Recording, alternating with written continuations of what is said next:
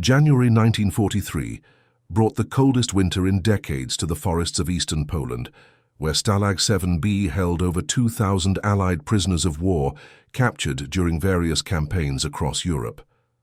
The camp was surrounded by double rows of barbed wire fences, patrolled by German guards with searchlights sweeping the frozen ground every 30 seconds throughout the night. Among the prisoners was Lieutenant Thomas Crawford, a bomber pilot from Texas, whose B-17 had been shot down over Germany 6 months earlier, leaving him and 3 crew members to parachute into enemy territory, where they were quickly captured and transported to this remote prison facility designed to hold officers who might possess valuable intelligence about Allied operations. Crawford shared a cramped wooden barracks with 40 other prisoners, including Captain Robert Hayes, a Marine officer captured in North Africa, and Flight Officer Michael Torres, a navigator whose plane had been destroyed during a raid on occupied France. The men survived on inadequate rations of watery soup and black bread, supplemented by occasional Red Cross packages that German guards often pilfered before distribution. Winter conditions were brutal, with temperatures dropping below zero, and only a small stove in each barracks to provide warmth for men sleeping on wooden bunks with thin blankets that barely protected against the cold that seeped through every crack in the walls. Escape attempts were frequent, but almost always ended in recapture or death, with guards shooting prisoners who approached the warning wire that ran 10 feet inside the main fence, marking the boundary beyond which any movement was considered an escape attempt subject to immediate execution. Crawford had been planning an escape for months, studying the guard rotation patterns and identifying potential weaknesses in the camp security, but every plan faced seemingly impossible obstacles. The camp was located 15 miles from the nearest town, with dense forests surrounding the facility that would be nearly impossible to navigate in winter without proper clothing, food, or maps. German patrols with trained tracking dogs regularly swept the surrounding area, making it unlikely that any escaped prisoner could travel more than a few miles before being caught and returned to face punishment or execution. Crawford knew that successful escape required outside assistance, including contacts with local resistance movements, who could provide shelter, false documents, and transportation. But establishing such contacts from inside the prison camp seemed impossible, given the isolation and constant surveillance by guards who watched for any suspicious behavior or communication. On the morning of January 15th, Crawford was performing his routine walk along the interior perimeter of the camp, as close to the warning wire as regulations permitted, when he noticed something unusual near the eastern fence. A medium-sized dog with brown and white markings was sitting just outside the wire, watching the prisoners with intelligent eyes that seemed to be searching for someone specific. Dogs were not uncommon near the camp, as local farmers sometimes lost animals that wandered into the area, but this particular dog wore a worn leather collar that suggested it belonged to someone and had not simply strayed from a nearby farm. Crawford watched the dog for several minutes, noting that it did not move away when guards approached, but instead remained fixed in position as if waiting for a specific person or signal that would indicate it had found what it was searching for in this place of suffering and desperation. Crawford felt an inexplicable pull toward the animal, as if some instinct was telling him that this dog represented something important beyond simple curiosity. He moved slowly along the warning wire, staying within the permitted zone while making eye contact with the dog, whose tail began wagging slightly in recognition or greeting. Hayes joined Crawford and asked what was so interesting about a stray dog, when they had far more pressing concerns like securing additional food or planning an escape route. Crawford could not articulate why, but he knew with absolute certainty that this dog was not a random occurrence, and that whatever was attached to that collar might represent the opportunity they had been desperately seeking for months while watching men die from cold malnutrition and despair in this frozen prison deep in enemy territory.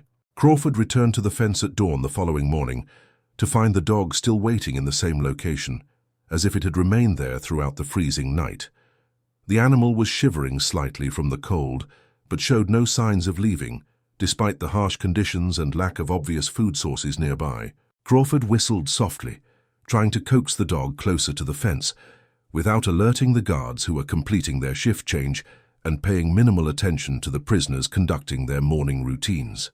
The dog stood and moved forward a few steps, revealing more clearly the leather collar around its neck, which appeared to have something attached beneath the worn material, something small that reflected the early morning light in a way that suggested metal or glass hidden against the animal's fur. Hayes and Torres joined Crawford at the warning wire, both men sensing that something unusual was developing, though neither understood exactly what Crawford suspected about the dog's purpose. Torres remarked that the animal looked well fed, despite appearing to have spent the night in freezing temperatures, suggesting it had an owner nearby who was caring for it. Hayes pointed out that local resistance groups were known to operate in the forests around the camp, occasionally leaving supplies or messages in locations where sympathetic guards or work details might discover them. Crawford explained his theory that the dog had been sent deliberately to make contact with prisoners, and that the collar likely contained information or instructions for an escape attempt. The other men were skeptical, noting that such a plan seemed impossibly optimistic, and that even if the dog carried a message, they had no way to retrieve it without crossing the warning wire and being shot by guards who were now fully alert after completing their shift change. Crawford spent the entire day observing the dog from various positions around the camp, noting that the animal moved periodically along the fence line, but always returned to the same general area near the eastern perimeter. The dog's behavior suggested training and purpose, rather than random wandering with specific patterns that indicated it was searching for someone or something within the camp. During afternoon roll call, Crawford noticed that the dog sat at attention whenever prisoners assembled in formation, as if attempting to identify individuals or waiting for a signal that would confirm it had located the correct person. Several other prisoners noticed the dog and commented on its unusual persistence, with some suggesting they tried to lure it close enough to steal for food, though Crawford argued vehemently against harming an animal that might represent their only chance for escape. As darkness fell, Crawford volunteered for the evening work detail that carried buckets of water from the camp, well to the various barracks, a task that would bring him closer to the eastern fence, where the dog continued its vigil. The guards allowed prisoners on work details to approach within 5 feet of the fence under close supervision, to dump wastewater or retrieve supplies stored in exterior sheds. Crawford planned to use this opportunity to get close enough to see what was attached to the dog's collar and possibly communicate with whoever had sent the animal. Hayes agreed to create a distraction by dropping a bucket near the western fence, drawing guard attention away from Crawford's position for the few seconds needed to examine the dog more closely and determine if the risk of further action was justified by whatever message or tool might be hidden in that worn leather collar.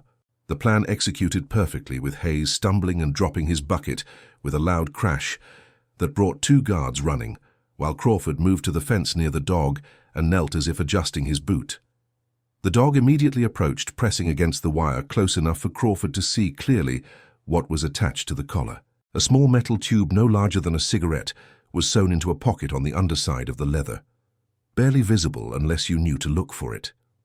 Crawford could also see that the tube had a screw cap that could be removed to access whatever was hidden inside, likely a message or small tool that could aid an escape attempt. He had perhaps 10 seconds before the guards returned their attention to his section of the fence, but in that brief moment, Crawford managed to make eye contact with the dog and whisper a single word that the animal seemed to understand, as if it had been trained to respond to specific commands from prisoners who might need exactly this kind of covert assistance. Crawford returned to the barracks that evening and gathered Hayes, Torres, and 2 other trusted prisoners to explain what he had discovered on the dog's collar. The men listened with growing excitement as Crawford described the metal tube and his belief that it contained information from resistance fighters operating in the area surrounding the camp. Hayes asked how they could possibly retrieve the tube without being shot, with guards maintaining constant watch over the fence line, and any prisoner who crossed the warning wire facing immediate execution. Crawford proposed a desperate plan that would require perfect timing coordination and a willingness to risk death for the chance at freedom that might be encoded in that small cylinder attached to a dog who had appeared at their fence as if sent by providence or fate. The plan required creating a significant distraction on the western side of the camp that would draw all available guards away from the eastern fence for at least 2 minutes.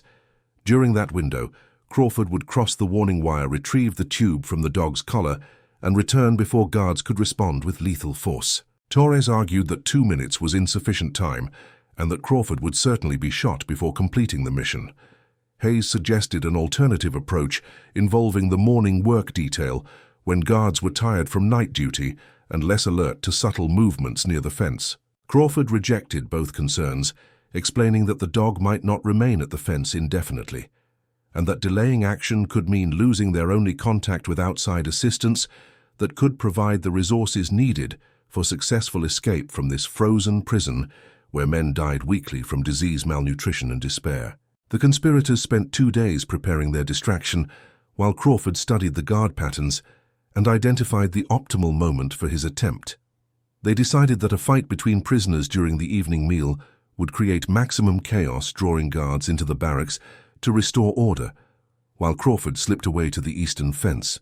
The risk was enormous with German camp regulations, permitting guards to shoot any prisoner engaged in violent behavior or attempting escape. But the alternative was remaining in Stalag 7B until the war ended, or they died from the brutal conditions that killed men with increasing frequency as winter deepened and supplies dwindled. Crawford wrote a letter to his family in Texas, explaining his decision, and entrusted it to a prisoner who had no intention of participating in the escape, hoping that if Crawford was killed, the letter might eventually reach home through Red Cross channels. On the evening of January 20th, the plan was set in motion when Hayes and Torres staged a violent argument during dinner that quickly escalated into a physical confrontation. Other prisoners joined the fight, creating a melee that brought all 6 guards from the yard rushing into the barracks to separate the combatants and restore order. Crawford slipped out the back door and ran toward the eastern fence where the dog waited in the gathering darkness, its eyes reflecting the searchlight beams that swept the compound every 30 seconds. Crawford crossed the warning wire, knowing that if any guard looked in his direction, he would be shot without warning or hesitation. The dog remained calm as Crawford reached through the wire and found the metal tube sewn into the collar pocket, his fingers working frantically to tear the stitching and pull the cylinder free, while his heart pounded and sweat ran down his face despite the freezing temperature. Crawford had the tube in his hand and was turning back toward the barracks when a searchlight beam swept across the eastern fence, illuminating him in brilliant white light that froze him like a deer caught in headlights. A guard shouted from the tower, raising his rifle, and Crawford prepared to die knowing he had failed and that the tube he clutched would never be opened. But the dog suddenly lunged against the fence, barking loudly for the first time, drawing the guard's attention and confusion about why a prisoner was apparently trying to catch a stray animal rather than attempting escape. Crawford used those precious seconds of confusion to sprint back across the warning wire and dive behind a barracks just as the guard fired a shot that splintered wood inches from his head. The camp alarm sounded, and guards poured into the yard searching for the prisoner who had violated the warning wire. But Crawford had already disappeared into the chaos of prisoners emerging from barracks to see what the shooting was about, and in the confusion, he made it back to his bunk with the metal tube hidden in his boot, while guards searched every man and questioned Hayes and Torres about the fight that had preceded the incident. Crawford waited until well after midnight, when the barracks was silent, except for snoring and the occasional cough before retrieving the metal tube from his boot and carefully unscrewing the cap in near total darkness. Inside was a tightly rolled piece of paper, no larger than a postage stamp covered with tiny handwriting that Crawford could barely read by the faint moonlight filtering through gaps in the wall. The message was in English, written by someone who identified themselves only as Falcon, and contained information that made Crawford's hands tremble with excitement and terror. Falcon explained that a local resistance cell had been monitoring the camp for weeks and had trained the dog named Scout to locate Allied officers who might be capable of organizing an escape attempt involving multiple prisoners rather than individual desperate runs that always ended in recapture or death. The message provided detailed instructions for an escape plan that would require precise coordination between prisoners inside the camp and resistance fighters outside the wire. Falcon explained that a sympathetic guard had been recruited who would leave the eastern gate unlocked for exactly 15 minutes, beginning at 0200 hours on January 25th, 5 nights from now. During that window, up to 12 prisoners could slip through the gate and follow Scout, who would lead them through the forest to a barn 3 miles north, where resistance fighters would provide civilian clothing, false documents and transportation to a coastal location where a boat would carry them across the Baltic Sea to neutral Sweden. The plan required absolute secrecy, with discovery meaning certain death not only for the prisoners, but also for the guard and the entire resistance cell that had risked everything to offer this opportunity for freedom. Crawford immediately recognized the plan's brilliance and audacity, while also understanding the enormous risks that could doom everyone involved if any element failed. He woke Hayes and Torres, showing them the message and watching their faces transform from skepticism to hope as they read Falcon's instructions. The 3 men spent the remaining night hours debating who should be included in the escape, with each additional prisoner increasing both the chance of success and the risk of discovery through careless talk or suspicious behavior that might alert guards. They decided on 10 men total, including themselves selected for physical fitness, intelligence, and proven trustworthiness under the extreme stress of prison camp life, where desperation sometimes drove men to betray others for minor advantages, like extra food or slightly better sleeping positions. Over the following 3 days, Crawford quietly recruited the selected prisoners, explaining the plan and emphasizing that any man who revealed information, either intentionally or through careless conversation, would condemn everyone to execution. Each man was given a specific role in the escape, with responsibilities, including gathering supplies, creating diversions, and maintaining normal behavior that would not alert guards to the conspiracy developing within the barracks. Crawford returned to the eastern fence each morning to confirm that Scout remained in position, and each day the dog was waiting, demonstrating loyalty and training that suggested extensive preparation by Falcon and the resistance cell. Crawford began leaving small pieces of bread near the fence, which Scout would eat, confirming the animal was real, and not some hallucination born of malnutrition and desperate hope that sometimes drove prisoners to see rescue where none existed. What would you do if you were trapped behind enemy wire with only a dog and a secret message standing between you and freedom? Share your thoughts in the comments about whether you would risk everything for a chance to escape or wait for liberation that might never come. Crawford faced this exact decision on the night of January 24th as he gathered with his 9 companions in the barracks after lights out to make final preparations for the escape attempt that would begin in less than 4 hours.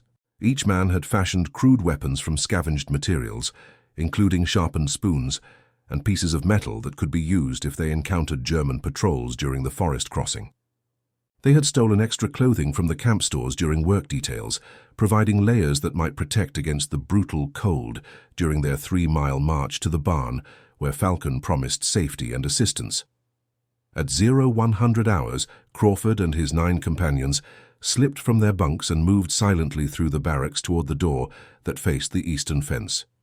Other prisoners who were aware of the plan created subtle distractions by coughing or shifting in their bunks to mask any sounds of movement while guards conducted their hourly inspection of the perimeter. Crawford led the group, staying low and moving between barracks, using shadows to conceal their approach toward the gate that Falcon had promised would be unlocked. The searchlights continued their regular sweeps, creating pockets of darkness between the beams, where the prisoners could advance a few yards at a time, holding their breath and fighting the urge to run that would certainly attract attention and end the escape before it truly began. Scout appeared at the fence exactly where Crawford expected, moving silently along the wire toward the eastern gate, which stood slightly ajar, confirming that the sympathetic guard had fulfilled his part of the plan. Crawford reached the gate first and pulled it open just enough for a man to squeeze through, then held it while the others passed into the forest beyond the wire. Hayes went last, pausing to whisper thanks to Crawford for having the courage to risk everything for this chance at freedom. The 10 men gathered in the darkness just beyond the camp perimeter, with Scout sitting calmly at the front of the group, as if waiting for everyone to assemble before beginning the journey through hostile territory, where German patrols and local collaborators would shoot escapees on sight without question or mercy. Scout began moving into the forest, following a path invisible to human eyes, but clearly marked in the dog's trained memory of routes established during weeks of preparation by Falcon and the resistance cell. The prisoners followed in single file, maintaining silence and staying close enough to see the man ahead, despite the darkness that made every tree look identical and every shadow potentially concealing enemy soldiers. The temperature had dropped below zero, making each breath painful and causing exposed skin to sting with cold that penetrated their inadequate clothing. Crawford brought up the rear, constantly checking behind for signs of pursuit, while fighting exhaustion from months of poor nutrition and the adrenaline surge that had carried him through the fence, but was now fading, leaving him shaky and weak. After 90 minutes of brutal hiking through snow that ranged from ankle to knee-deep, Scout suddenly stopped and dropped flat to the ground, signaling danger ahead. The prisoners immediately followed the dog's example, pressing into the snow while trying to control their ragged breathing that created visible clouds of vapor in the frozen air. Crawford heard voices speaking German, followed by the sound of boots crunching through snow as a patrol passed within 30 feet of their position, moving parallel to their route, but apparently unaware of the escaped prisoners lying motionless in the darkness. The patrol consisted of 6 soldiers with rifles and a large dog straining at its leash, as if it had detected something unusual, but could not determine the exact location or nature of the threat. Scout remained absolutely still, demonstrating training that prevented any sound or movement that might alert the German dog to their presence. The patrol moved past and disappeared into the forest, but Scout waited another 10 minutes before rising and resuming the march, demonstrating caution that probably saved them from discovery and immediate execution.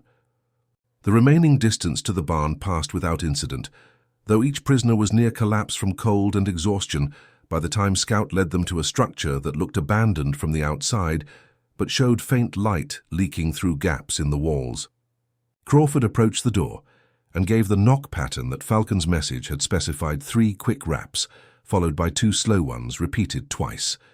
The door opened immediately, revealing a woman in her 40s holding a lantern who gestured urgently for them to enter, before anyone saw them standing exposed in the farmyard, where dawn was beginning to break across the eastern horizon. The woman who opened the barn door identified herself as Anna and explained in accented English that she was part of the resistance cell operating in this region under Falcon's command. Inside the barn, 12 other resistance fighters waited with civilian clothing, hot food and medical supplies for the escaped prisoners who were shaking uncontrollably from cold and shock at having successfully completed the most dangerous phase of their journey. Anna examined each man briefly, checking for frostbite and serious injuries that might prevent travel, then ordered them to remove their prison uniforms and dress in the Polish civilian clothes that would allow them to move through the countryside without immediately attracting German attention. Scout was rewarded with food and water, then taken to a corner where he collapsed in exhaustion, having completed his mission of guiding the prisoners through territory he had been trained to navigate, despite darkness and the constant threat of enemy patrols. Hannah explained that the prisoners would remain in the barn until nightfall, when trucks would transport them to a safe house 30 miles north, closer to the coast, where a fishing boat was being prepared for the crossing to Sweden.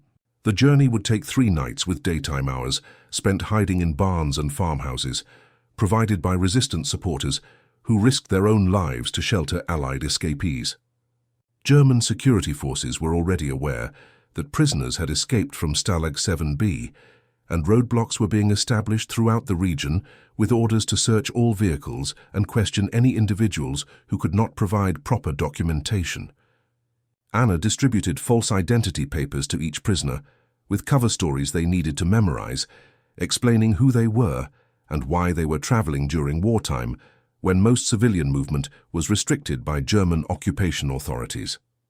Crawford asked about the sympathetic guard who had left the gate unlocked, and Anna's expression grew dark as she explained that the man had been discovered and executed within hours of the escape. German investigators had quickly determined that the gate could not have been left unlocked accidentally, and the guard's sympathies for the Allied cause were already suspected by camp security officers who had been watching him for weeks. Anna said the guard knew the risks and had accepted them, believing that helping 10 Allied officers escape was worth sacrificing his own life in service to ending the Nazi occupation of his homeland. Crawford felt crushing guilt, knowing that his freedom had been purchased with another man's life.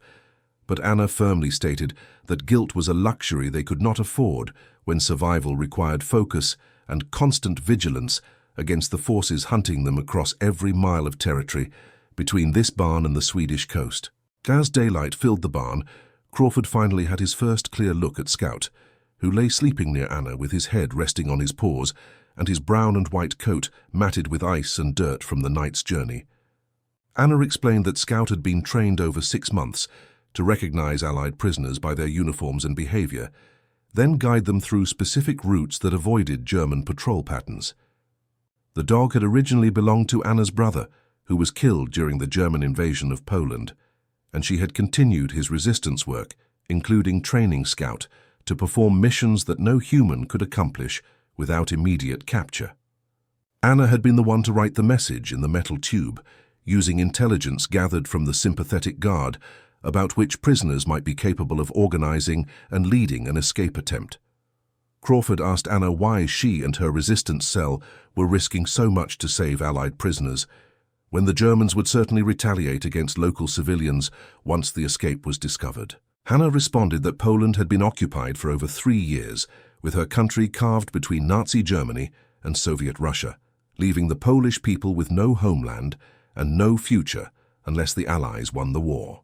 Every German soldier hunting escaped prisoners was a soldier not fighting on the eastern or western fronts, and every successful escape demonstrated that the Nazi occupation could be resisted through courage and cooperation. Anna explained that Falcon, which was the code name for her entire cell, not a single person had assisted over 30 Allied escapees reach Sweden since 1941, with Scout participating in the last 6 missions and never failing to guide prisoners safely through the forest, despite increasingly aggressive German security measures designed to prevent exactly these kinds of operations. The prisoners spent the day sleeping in the barn's hayloft, while resistance fighters maintained watch for German patrols that were scouring the countryside searching for the escaped men. Anna woke Crawford in mid-afternoon to inform him that German forces had discovered the route through the forest and were now searching every farm within 5 miles of the camp. The original plan to move at nightfall was no longer safe, and they would need to remain hidden for at least another full day until German search intensity decreased. Crawford understood the increased danger to Anna and her fighters, who would be executed alongside their families if discovered harboring escaped prisoners, but Anna dismissed his concerns, stating that resistance work always involved calculated risks and that protecting Allied soldiers was their contribution to the larger war effort that would eventually liberate Poland from Nazi control. As evening approached, Anna gathered the prisoners to discuss a new complication that threatened the entire escape plan. German forces had deployed additional troops to the coastal areas and were inspecting all fishing boats for signs of unauthorized passengers attempting to flee occupied territory. The boat that was supposed to carry them to Sweden had been seized and its captain arrested, leaving the resistance cell without a viable means of crossing the Baltic Sea. Anna explained that Falcon was working to identify alternative routes, including a longer overland journey through Lithuania and Latvia, or waiting several weeks until German security relaxed and another boat could be secured. Crawford recognized that remaining in Poland for weeks would exponentially increase the risk of discovery, and suggested they might need to consider surrendering and returning to the camp rather than endangering the resistance fighters who had already sacrificed so much. Hayes and Torres rejected Crawford's suggestion, arguing that returning to Stalag 7B would mean certain execution for themselves and probably torture to reveal information about the resistance network that had aided their escape. Anna agreed that surrender was not an option, and explained that Falcon had already initiated contingency planning that would move the prisoners to a different region where German control was less absolute and crossing options more numerous. The new plan required splitting the group with 5 prisoners traveling east and 5 traveling west to reduce the risk that all would be captured if one group was discovered. Crawford protested that dividing their small force would leave each group more vulnerable, but Anna countered that 10 men traveling together attracted more attention than 2 groups of 5 who could pose as work crews or family groups, depending on the cover story and documentation provided. The following morning, German troops arrived at a farm less than a mile from Anna's barn, conducting a house-to-house search that came terrifyingly close to discovering the hidden prisoners. Scout alerted the group to the approaching danger, allowing everyone to hide beneath a false floor that Anna's brother had constructed years earlier, specifically for concealing resistance fighters and escaped prisoners. The 10 prisoners and 4 resistance fighters spent 6 hours in the cramped dark space beneath the barn floor, listening to German soldiers searching the building above them and questioning Anna about whether she had seen suspicious individuals in the area. Anna maintained her composure, insisting she had seen nothing unusual, while German officers threatened her with arrest if they discovered she was lying about harboring enemies of the Reich. After the Germans departed, Anna immediately ordered the group to evacuate the barn and move to a secondary location deeper in the forest, where they would be harder to find if the soldiers returned with dogs and more thorough search equipment. The prisoners, dressed in their civilian clothes, gathered what supplies they could carry and followed Anna and Scout into the woods, just as darkness fell across the Polish countryside. Crawford looked back at the barn that had sheltered them, wondering if Anna's family would survive the German suspicions that would certainly fall on anyone living in the area where escaped prisoners were believed to be hiding. Hannah must have sensed his thoughts, because she moved beside him and said quietly that her family had already paid the price for resistance with her brother and husband, both killed during the invasion, and her children sent to live with relatives in a city where German authorities might not connect them to her activities fighting the occupation. The group traveled through the night to a partisan camp established in a heavily forested region where German patrols rarely ventured due to difficult terrain and the presence of well-armed resistance fighters. The camp consisted of crude shelters built into hillsides and camouflaged so effectively that Crawford did not see them until standing directly in front of the entrance.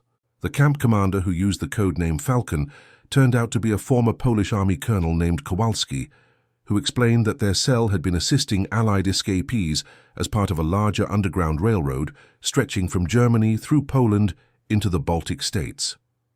Kowalski informed Crawford that the situation had deteriorated significantly since their escape, with German security forces executing the entire guard staff at Stalag 7B and arresting dozens of local civilians suspected of resistance sympathies.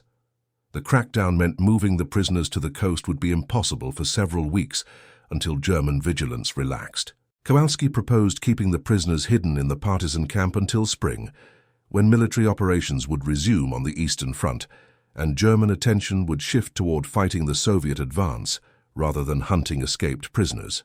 Over the following weeks, the escaped prisoners integrated into the partisan camp, contributing their military skills to help train resistance fighters while learning about survival in occupied territory. Crawford formed a close bond with Scout, who remained in the camp and accompanied him on scouting missions through the surrounding forest. Anna explained that Scout was now too well known to German forces to be used for future escape operations, making the dog effectively retired from active resistance work, and Crawford privately hoped he might take Scout with him when they eventually reached Allied lines. In March 1943, Kowalski received intelligence that Soviet forces had broken through German lines to the east and were advancing rapidly toward Poland, creating chaos in German rear areas. Kowalski proposed the prisoners travel east to meet the Soviet advance, rather than attempting the dangerous Baltic crossing to Sweden. Crawford was reluctant, knowing Soviet treatment of captured personnel was unpredictable, but the alternative was remaining indefinitely in the partisan camp, where supplies were dwindling and German pressure was increasing as desperation drove savage reprisals against civilians. On March 20th, the group began their journey eastward, guided by Polish fighters who knew routes through regions where German control had collapsed. Scout accompanied them, demonstrating the same skill at navigation and threat detection that had proven invaluable during their initial escape. The journey took 10 days through territory devastated by years of war with burned villages, marking the retreat of German forces. Crawford witnessed atrocities committed by both sides, revealing the brutal nature of the Eastern Front, where operations were conducted with savagery, exceeding anything he had experienced before his capture. On March 30th, Crawford and his group made contact with Soviet forward units, who initially treated them with suspicion, believing they might be German infiltrators. Kowalski negotiated with the Soviet commander, explaining the men were Allied officers who had escaped from a German prison camp and were seeking repatriation through Soviet-controlled territory. After 3 days of interrogation, the Soviets agreed to transport the prisoners to Moscow, where Allied military missions could verify their identities and arrange their return. Crawford insisted Scout accompany them, arguing the dog had military value, and the Soviet officers ultimately agreed, allowing Scout to board the truck, carrying the prisoners westward. The journey to Moscow took 2 weeks through a landscape of destroyed cities and endless military convoys moving toward the front. Crawford and his companions were housed in a former hotel serving as a processing center for displaced persons and Allied personnel. During their stay, Crawford learned that Hayes had contracted pneumonia during their time in the partisan camp, and despite medical treatment, died 3 days after arriving in Moscow. Crawford attended a small military funeral where Hayes was buried alongside Soviet soldiers, reminding him that escape did not guarantee survival. In mid-April, American military officials arrived to verify Crawford's identity and process his repatriation, along with Torres and the 7 other survivors. The Americans were impressed by Crawford's account, particularly interested in Scout, whose role demonstrated the potential value of trained dogs in covert operations. Crawford requested permission to bring Scout back to America, arguing the dog had earned the right to retire in safety after years of dangerous service. American officials initially refused citing regulations, but Crawford persisted until finally reaching an officer who understood the bonds between soldiers and their dogs, who approved the request. Crawford, Torres, and Scout departed Moscow on May 1st, aboard a military transport that flew to England, where they were debriefed by intelligence officers eager to learn details about German prison camp security and Polish resistance operations. Crawford spent hours describing Anna and Kowalski and the dozens of brave civilians who had risked everything to shelter escaped prisoners. He emphasized that Allied victory depended not only on armies, but also on underground fighters who tied down German resources and demonstrated that Nazi occupation could never be complete or secure despite brutal enforcement. Crawford recommended that both Anna and Kowalski receive recognition for their contributions, though he knew publicizing their identities while the war continued would endanger them, making such honors impossible until after final victory was achieved. The debriefing officers documented everything, promising that the stories of these resistance fighters would be preserved for future generations who needed to understand that freedom was defended by countless unnamed heroes who fought in shadows and paid the ultimate price for beliefs they held more precious than their own lives. Crawford returned to Texas in June 1943 with Scout at his side after completing quarantine and receiving medical clearance. His family greeted him at the train station in a scene of joy mixed with sorrow as they learned about friends Crawford had lost.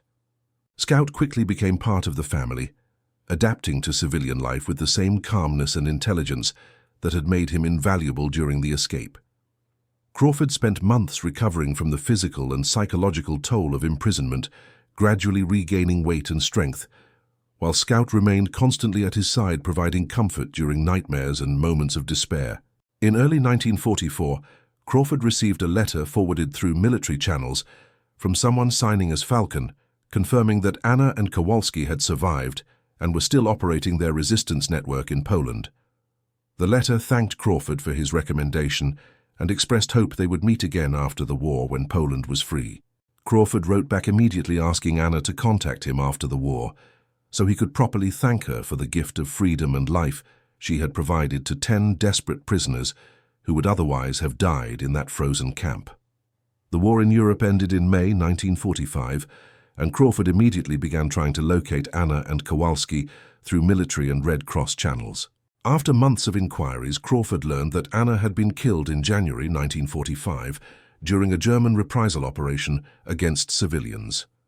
Kowalski had survived and was living in Warsaw, helping rebuild the Polish military under the new communist government, though his communication with the West was limited by Soviet restrictions. Crawford mourned Anna's death, understanding she had continued fighting until the very end, and that her sacrifice had been essential to defeating the Nazi regime.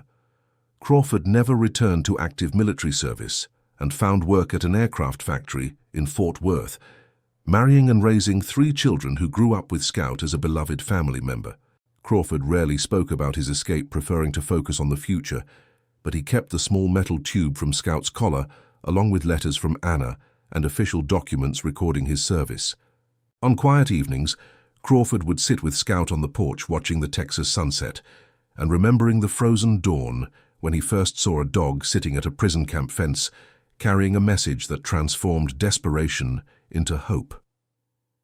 Scout lived until 1952, dying peacefully surrounded by Crawford's family. Crawford buried Scout in his backyard under a mesquite tree and placed a marker that read, "Scout Polish Resistance, Dog Stalag 7, B. January 1943. Crawford lived another 40 years, never forgetting the courage of a dog who had guided 10 desperate men through enemy territory, and the brave civilians who had risked everything to help Allied soldiers escape from Nazi imprisonment. He understood that freedom was never free, and that his survival had been purchased by countless acts of courage from people whose names would never be recorded in history books, but whose actions had made victory possible and given meaning to a war that had consumed the world.